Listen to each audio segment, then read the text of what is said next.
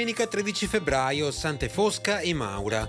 È il 44esimo giorno dall'inizio dell'anno, ne mancano 321 al termine. Il sole sorge alle 7:15, tramonta alle 17:35. La luna sorge alle 14:02, tramonta alle 5:39.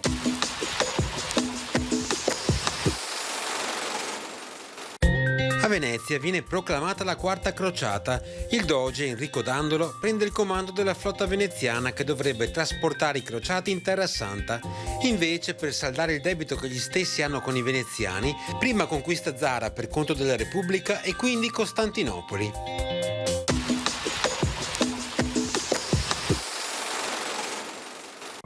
Le previsioni per domani: cielo in prevalenza molto nuvoloso o coperto, salvo sulle Dolomiti settentrionali, dove la giornata sarà in parte soleggiata, con aumento della nuvolosità nel pomeriggio sera. Precipitazioni: probabili precipitazioni di modesta entità, a partire dalla pianura e zone prealpine centro-occidentali al mattino, poi in estensione anche il Bellunese e pianura orientale dal pomeriggio. Sono attese modeste precipitazioni nevose dai 500 ai 700 metri e fino ai fondovalle sulle Dolomiti.